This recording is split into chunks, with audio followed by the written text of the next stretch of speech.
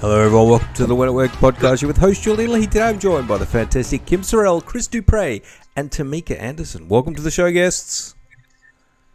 Thank you so much. Happy to be here. All right, let's load up the board for our wonderful guests. The categories today are geometry, history, inventions, transportation, world cities, and time. How boring. You can kick things off on the left there, Kim Sorrelle. Holy cow. World cities for 100. World cities for 100, says Kim. North European city with a service to fish out cars that fall into its canals. If you know the answer, holler out. The dikes, for example, Digix Dike, I think it's dikes. North European city with a service to fish out cars that fall into its canals. Amsterdam? That sounds good to me. And that's the correct thing to do, is to holler out the answer. And you got it. Well done. You are in control, Chris Duprey. What would you like? Let's do history for 100. History for 100. Through this, though this country was given independence in 1922, under King Fuad I, British troops remained. What is Saudi Arabia? Sounds good to me because I don't know much. Let's take a look. It's Egypt. You're not far away. You're still in control, Chris Duprey. History for 200. History for 200. Finland was never an independent country until 1917 when it broke away from this country. Probably wants it back too. Denmark? Oh. Denmark. Anybody else? I think that could be correct.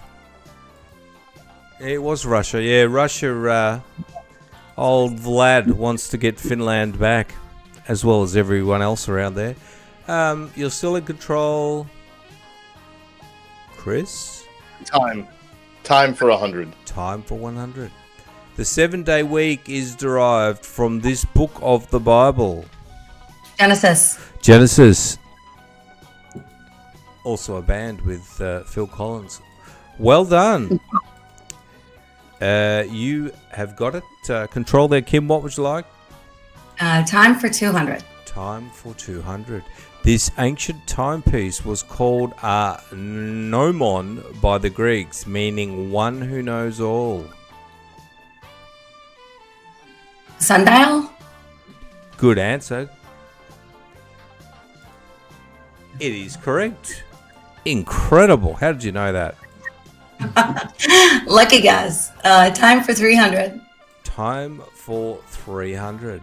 The Anglo-Saxons divided their days into 3 parts: morning tide, noontide, and Evening tide. evening tide. It's eventide. I'm going to give it to you. It's pretty close. I would feel a bit mean if I didn't give you that one. I appreciate it. Time for 400. Time for 400. In the proposed world calendar, an extra day called Year Day would come at the end of this month. February. You just got in there, I think. Kim, let's take a look. It's actually December. But I like your logic, both of you, because February being the leap month made sense to me. Then again, none of us knew what we were talking about. So true. Yes, you're still in control. Whoever was just in control. Time for 500. Time for 500. A law discovered by Galileo led Christian Huygens to build the first clock regulated by one of these. Now, Galileo, one time when I was a little kid, I asked my dad why the bath splashed out when I jumped in, and he told me about Galileo, and so I think it's to do with water. That was about where my physics education ended. So water. Is there a clock that kind of is to do with that? Displacement or something? I don't know. Tide? Let's take a look. Pendulum. Oh, Okay. Whatever, Julian. You're still in control? geometry for 100. Geometry for 100. Term for the boundary of a circle. Come on, people. Say it again. Circumference? Yeah, you got it. I was going to say radius. Okay. Great job. All right, You're let's in go back. control. Let's go to world cities for 200. World cities for 200. In legend, Peter the Great indicated this city's site by walking into a swamp and planting his bayonet. St. Petersburg? St. Petersburg. Is that the one in Russia or the one in Florida? It's Leningrad. Oh, But yeah, it's close to St. Petersburg. And I'm pretty sure Peter the Great was the inspiration for St. Petersburg. So you were barking up the right tree, even though you got it wrong. Chris, you still in control? What would you like? Let's stay with world cities for 300. World cities for 300. Many composers, including Haydn, Mozart, Brahms, Beethoven, and Strauss, made this capital city their home. Oh, I know that. It's in. Go on, just holler. You won't get penalised. Paris. Paris, great answer. Let's take a look. Tameka, have a crack. Give me a city in Europe. Oh, Paris? Oh, well, you got beaten to the punch on that one. Let's take a look. It is actually Vienna. Vienna. The capital of Austria. Yep. Yeah, that's definitely the capital of classical music, I think. Being the classical music scholar that I am, take it from me. Just kidding. Chris, you're in control. Let's stay with world cities. World cities for 400. The four cities beginning with M that hosted the Summer Olympics in 1968, 1972, 1976, and 1980. You need all four cities. M cities. Munich, Montreal, not Madison, Wisconsin. There's one near people who speak like me. In Manchester? Manchester. No, I don't, people from Manchester don't speak like me. People like, who do you know that's Australian? I don't know, Crocodile Hunter. Melbourne. Yes, that's the other one I was going for, even though he's a bit north of that. But anyway, 3, we need one more. What do we got? Munich, Montreal, Melbourne. And Actually, Manchester could still be an answer, even though it's not where people with my accent are from. Did they ever do the Summer Olympics? I think. I don't know. I thought so. London did. Yeah. All right. Well, this one's a bit hard. We've got about 3 of them down. Let's take a look. Mexico City was missing. Munich, Montreal, Moscow, Melbourne. I don't even think Melbourne was in there. Anyway, who's in control? Who got the last one correct? I think I did. Let's finish world cities so World we can cities. be done with that. Put that category out of its misery. Oscar Wilde, Chopin, and Sarah Bernhardt are buried in this city known for its beautiful cemeteries. Paris? That's a good guess. Is Paris known for cemeteries? I think so. Oh, you think so? Okay. Well, I'm not, because I don't really know what I'm talking about, so I'm not going to give you a clue. It's correct. See, I knew to censor myself. I knew that I didn't know anything. All right, you're still in control. What would you like? Transportation for 100. Transportation for 100. Exactly a month after the Boeing 747 made its maiden flight, this Anglo-French airliner was first flown. The Concorde? Oh, great answer. How did you know that one? That was exciting when you used to be able to jump on the Concorde in New York and end up in England in like Am I imagining things that it was like 45 minutes or that can't be right, can it? That'd be pretty fast, but it was fast. It's usually sure. like what, 6 hours? Yeah, Yeah. 5 or 6 hours. Anyway, you got it. That's the correct answer, Chris. Let's stay with transportation. So with transportation, 200. The largest of these, such as Russian Typhoons and US Tridents, are almost 2 football fields long. Aircraft carriers? Aircraft carriers. Let's take a look. I love it. Submarines. Oh, submarines. Chris has been playing GTA with his kids. Well done. You got it. I just loved your confidence there. I thought you had it, Kim. All right, let's go. You're still in control there, Chris. Duprey. Transportation 300. In the 1950s, this European car company introduced gasoline fuel injection. Wow. What an invention. Fuel injection. Sorry for being so sarcastic. 1950s, European car company. BMW. Yeah, that's a good answer. They're pretty advanced. Just name a European car company and you might win this round. Go, Tameka. Volkswagen, probably. So we've got BMW, Volkswagen. Chris, what are you going to go for? Renault? We'll say. All right, let's take a look. It's Mercedes. It's the other one. How could it be the only one nobody said? Incredible. Sorry for getting a bit crazed there. All right, Chris, I think you're still in control. Is it Chris? Yep. What would you Let's like? go transportation for 400. Transportation? Yep. Mm-hmm. Shielded by a car in 1941, Alf Le Tourneur hit a speed over 108 miles per hour on this. And he was shielded by a car, which is interesting. So it's not a car. Is it a shopping cart? It's a motorcycle? Motorbike. Let's take a look. I think that's a pretty good answer. Either motorbike or... Skateboard. Oh, yeah. Go something different, I reckon. Who said ski? Skateboard. Skateboard, yeah. Okay, Tameka. If I was you, I'd say bicycle or something. 108 is doable on a bike. I'm pretty sure I've done that downhill out of my own volition. Let's Motorcycle? I don't know. Yep. All right. Well, somebody's already said that one. Let's take a look. It's bicycle. Oh, if you had listened to me, you would have got that one.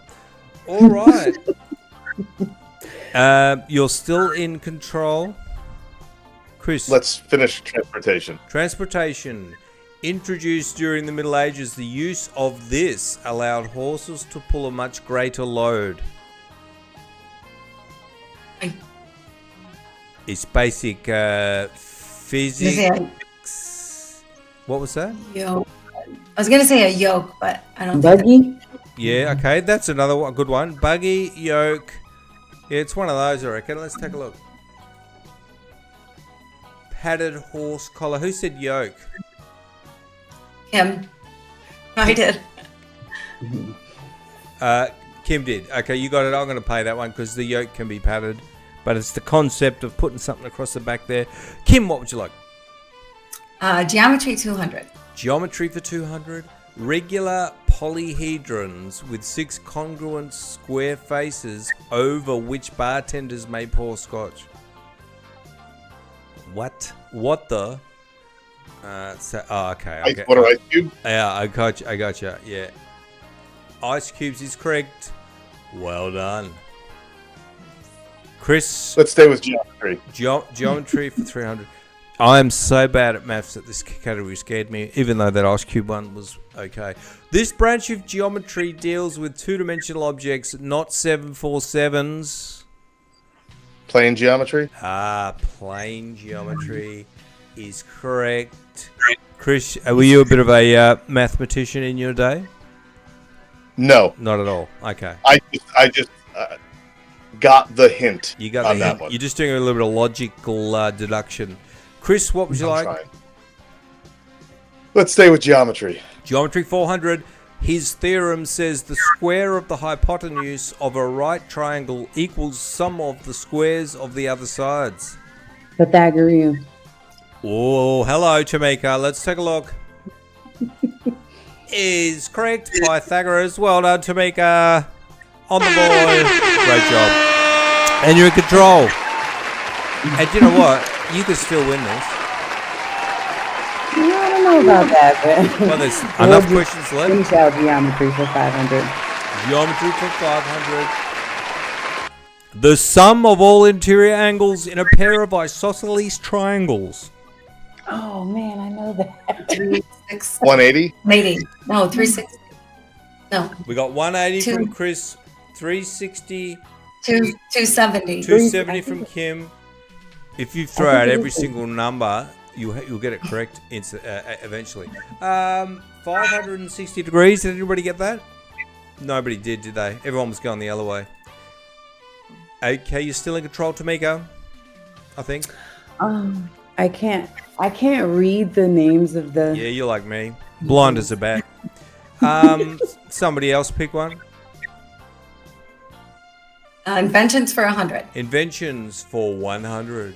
After seeing employees filch stamps, Arthur Pitney, I think that means steal. After seeing employees filch stamps, Arthur Pitney developed this type of machine.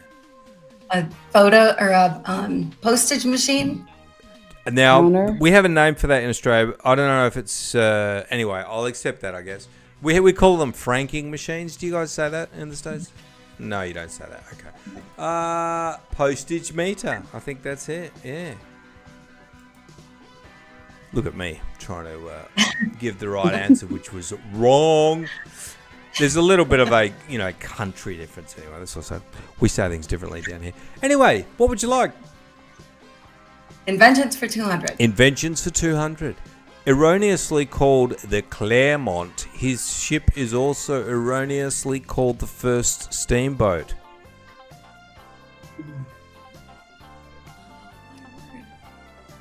This is so easy when you're not on the spot. Yeah. Not for me. It's equally the same. Erroneously called the Claremont. So people call his boat Claremont. the Claremont. Claremont. His ship is also erroneously called the first steamboat. So what's the most famous steamboat anybody can think of? What isn't there one called Mississippi Dream? All There right, is. let's take a look at Proud that. Mary on Roland. See, I don't know what it's about. Robert Fulton. Oh, it's his ship. Is his ship the Mississippi Queen? Whatever. Whatever, Julian. Who's in control? You can. Inventions for 300. Inventions, says Kim. 300. In 1946, Percy LeBaron Spencer of Raytheon Corp accidentally found you can cook with these. A microwave. Oh, good answer. Microwaves. And Raytheon, it made me sound radiation. I thought it might be the case. I thought it might be something else. Well done, you're in control. What would you like, Chris Duprey? Let's go to history for 300. History for 300. After being king of Naples and Spain, Joseph, this man's brother, moved to New Jersey? This Is there any sort of famous kind of kings that moved to New Jersey? I mean, we're talking about New Jersey? This doesn't seem right. No, it doesn't. Tony King Soprano. Leopold. Let's take a look. Napoleon went to Jersey. And he went out with Snooky. No, he didn't. They were the same height. All right. Continuing on. We've got 4 questions History. left.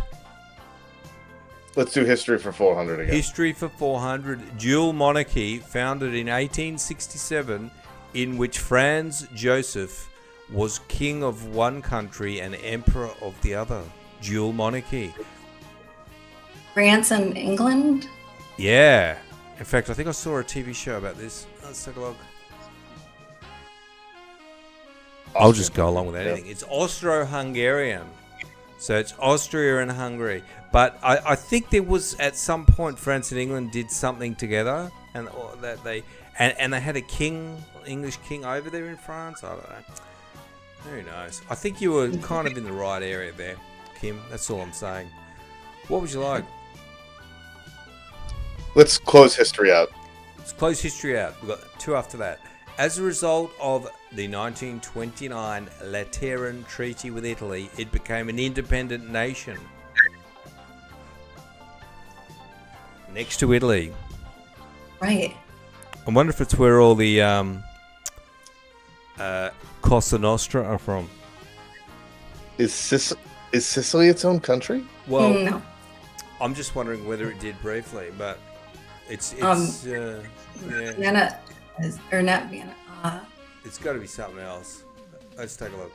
Um, It's the Vatican, of course, the Vatican. where the Pope. Have you seen that movie that was up for the Oscars about all the bishops? Mm-mm. Oh, Have you seen any of the Oscar movies, like Oscar-nominated movies? The Substance, for example. Anyone seen that yet? Okay, be careful if you watch that. Don't watch it with your mum. Continuing on, we've got 2 questions left. Inventions for 400. Inventions for 400. Which 1960s invention sparked new hairstyles like the beehive? Hairspray. Hairspray is correct. What an invention. Still got some, even though I don't have hair. Last question. In 1808, the first crude typewriter was built for an Italian countess afflicted with this. Parkinson's. It's stopping her because she couldn't write. So they made Arthritis? That's Arthritis. what I'm thinking. Sounds good to me. Um, Oh. Julian's clues once again. It's blindness.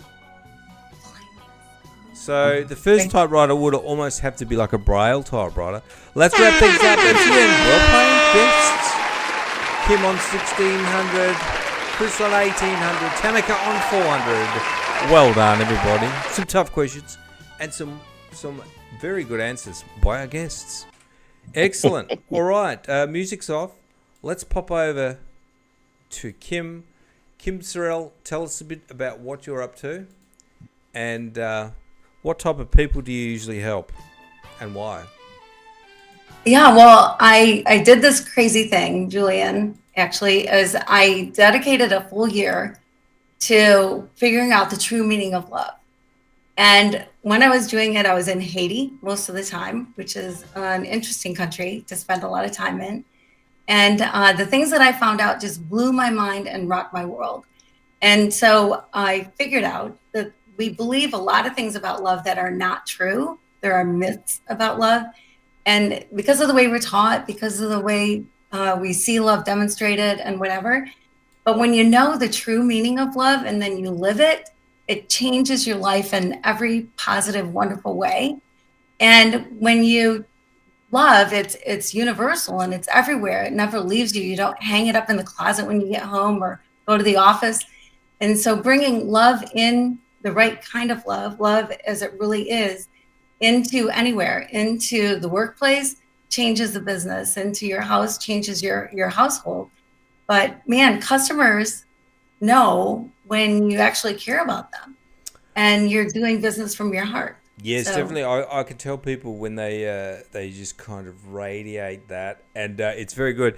I'm somebody I get frustrated, so I get like grumpy, like like in traffic and stuff. And my wife, she might freak out if there's like a traffic situation, but she doesn't get pissed off. What am I doing wrong? Why do I get grumpy? Well, I use this 2,000-year-old poem to do this year. Love is patient, love is kind, does not envy, does not boast. Have you ever heard of it? So the first month is love is patient. And so here you're kind of talking about patience. But what you're doing wrong is you get to be in control of your own narrative. You get to be in control. When you are frustrated in traffic, you're giving over control to other people. You're letting them control how you feel, what your emotions are. But when you keep that control to yourself, because two people can be in a traffic jam and think of it totally differently, right? Like one is like you, ranting, raving, honking your horn, yelling out the Hey, window. whoa, it didn't sound that bad. And the next person is just chilling, listening to this great podcast by Jillian, and then how you show up to the next place you're going is so influenced by the way you just reacted. Because if your blood pressure's not up and your heart's not pumping and whatever, you're going to be a lot more loving when you show up for whoever you're showing up for next. Yes, it's true. It's definitely something I've got to work on, and it's kind of a symptom because it's also in other areas where I'll get irritated, like lining up at the store or something, and just things I hate doing, or like doing appointments, and then I just hate waiting. But if you can stop getting frustrated, then it would I would be much happier. So it's a good stuff. And what type of people are you helping? I mean, who are the people? Are they people like me, little closet road ragers, or other people that just need help? Yeah, well, I can help you for sure. Well, I have this belief that one person can change a relationship and a leader can change a whole company. So the culture of a company. And so I work with leaders. I work with people who understand that maybe the culture is not the greatest at their company and they want to bring in something different. They understand that to really succeed in business in 2025, you need to bring heart back into business, that those are the businesses people are drawn to. Those are the businesses that are really succeeding when you think about it. And so I have ways to do that are easy and simple and change people's lives. I've got a book. It's called Love Is. And it's fun. And I have to say, while I have a second, Filthy Marketing Manifesto is one of the greatest books ever, and everyone should buy a copy of that book because it is so good. Wow, you've done your homework. Well done. And what was your book called? Love Is. Love Is. And like the movie, wasn't there a movie called Love Is? Love Actually. Oh no, Love Actually. Yeah, right. But it's very catchy and memorable, and that's awesome. So, and what else do you do? How do you work with people? Do they ring up and you have a chat to them, and then they go into? Do you do coaching with them? I do coaching. I do a lot of speaking, but I also help people make a lot of money. Awesome. And that's great. So it's good that you've got unlocked the power of happiness, because you had some health issues as well. Is that correct? Right. Yeah. I was diagnosed with breast cancer, and 4 months later, my husband was diagnosed with pancreatic cancer, and he passed away 6 weeks after that. And it made me question some things. And one of the things that I questioned was how I was going to live this life, this new single life after being married for 29 years at 47 years old. And so I questioned the real meaning of love. It's like you get 12 people in a room, you get 12 different answers if you ask the question, what is love? And that's why I did this deep dive, this eat, pray, love crazy journey where I was chased by a motorcycle gang and slept outside with tarantulas and snakes and chupacabras or whatever's lurking in the bushes of Haiti, and discovered the incredible things that I did. Wonderful. Well, I'll put all that in the show notes. If you want to get in touch, you can do so. Thank you very much to the wonderful, how do I say your last name? Sorrelle. Sorrelle. Wonderful. Thank you very much. And let's pop over to Chris now. Chris Duprey.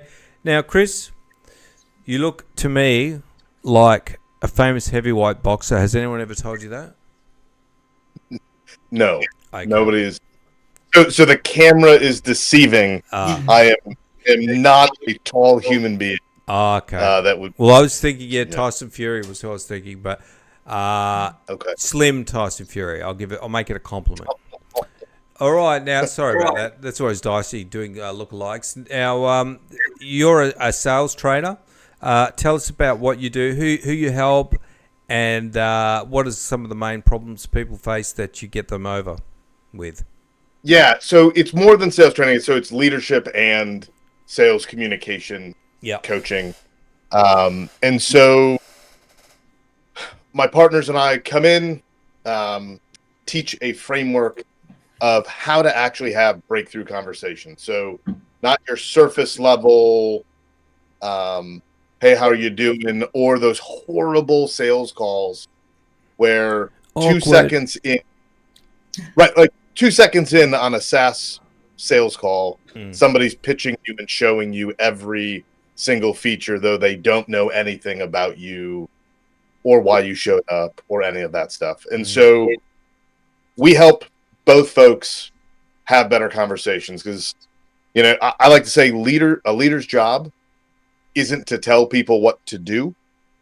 It's to help them discover it for themselves. And a salesperson's job is not to sell you the thing. It's to help guide you to making the right buying decision. Yes. And so we work with companies of all sizes, right? Generally companies, in that 5 million or more in annual revenues range. But we'll work with sales teams, sales leaders, leadership teams, executives, helping them all become better communicators and leaders. Wonderful. And I saw something you were talking about AI. How do you think AI fits into the sales industry? Well, so the excuse of I can't do role plays anymore is just thrown out of, like, you just throw that away. Because with what's possible now, whether it's you just thinking through a thought by typing with, say, ChatGPT, or going into the voice mode, you can role play every situation that could come up now. Same thing if you're a leader going into a tough conversation. There's no reason that we should be walking into conversations unpracticed anymore with what's possible with AI.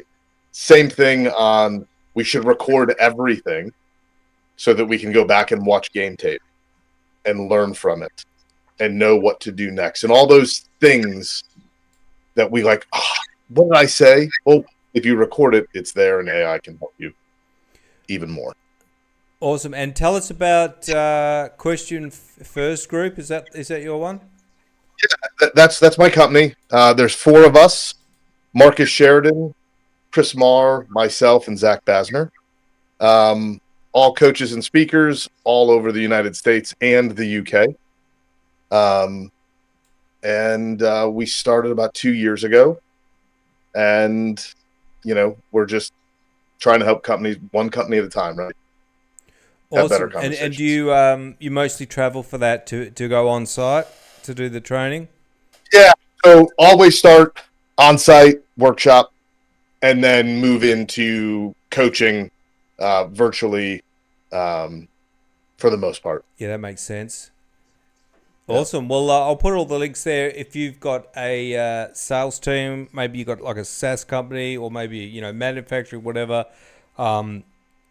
you've got to get the guys. You need to have a lot of training happening because there's a lot of burnout in that industry, and you've got to get people on the right page so that they are, if they're saying the right things, which, that you need to make sure they are, then they're going to be getting better results, and you're going to be turning over less people, I'd imagine. Would you say that would be a fair thing to say? What are some of the other benefits for companies getting good sales training? Well, I think it's so while some sales coaching will tell you what to say, we like to teach sales folks how to think. And so it's less about saying the exact thing, and it's exponentially more about how do we ask great questions and great follow-up questions to help folks discover. And that's the key. But we've seen close rates double after 6-12 months of working on this with your team. Yeah, definitely. It's one of those things where people are either natural salespeople or they're not, but you can actually plug a lot of the difference with training.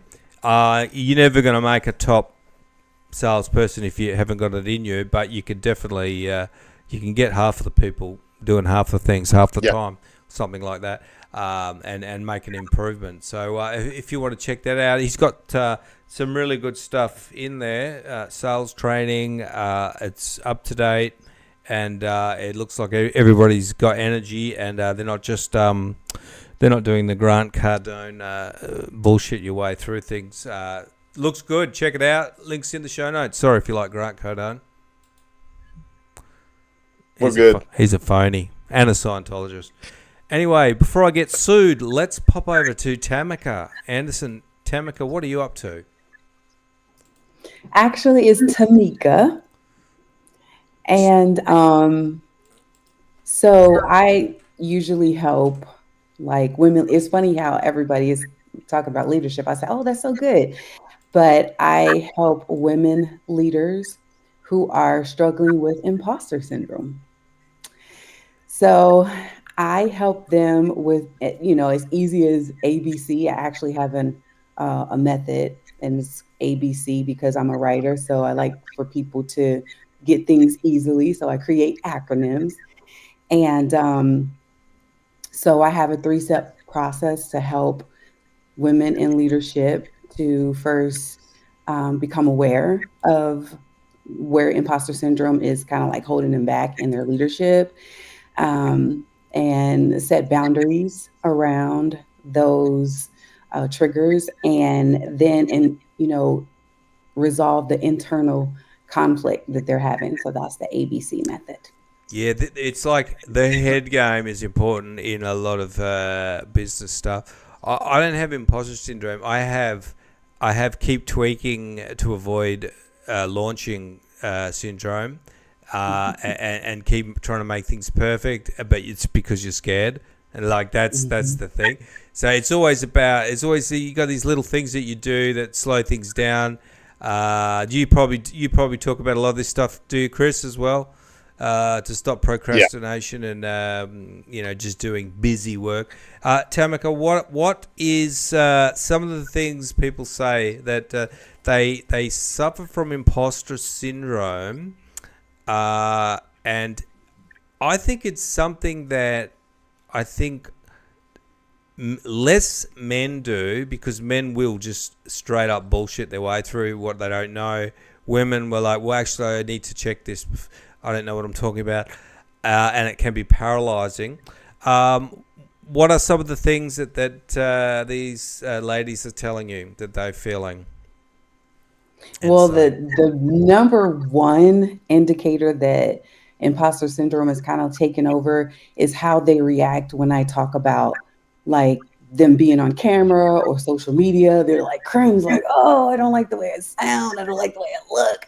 So that's like a huge indicator for me to say, yeah, I know what's going on. Do you know how you solve that? Is you just say stupid things all the time, and then you can no longer be embarrassed.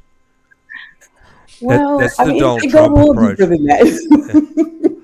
So, it definitely goes deeper than that. But, I help them get to the root of what caused it, because I myself struggled with that for a very, very long time. I often tell people my last book, I became #1 bestseller, and I just kept refreshing, like, is this true? Is this true? Instead of celebrating, I was just like, this can't be true. Is this for real? I'm asking everybody. So I know what that feels like, successful women, but they're still dealing with, hey, I don't know if this is for me. So yeah. And how do you how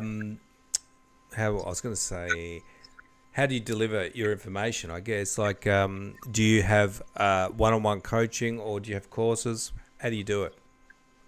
Yeah, so like I used to do one-on-one coaching, but I transitioned to group coaching now, because my methods, they're just like spot on. I do like an assessment. Everybody's in the group together, and like some of my clients say, wow, I got a breakthrough in like 30 minutes. So it's just more time conscious to do group coaching, speaking engagements, and stuff like that. Yes, also better money as well. Yeah, absolutely. Absolutely. Awesome. All right. Well, if you want to reach out to Tameka, is that the correct way to say it? Yes, Tameka Anderson and the F.U.N coach. Check that out. I'll put all the details in the show notes if you want to get over procrastination, get started on your way to running your own business and all of that stuff. And thank you to our other guests as well. We had some great guests. Kim Sorrelle, Chris Duprey. Thank you, guests. I'm going to wrap things up. See you next time. Bye.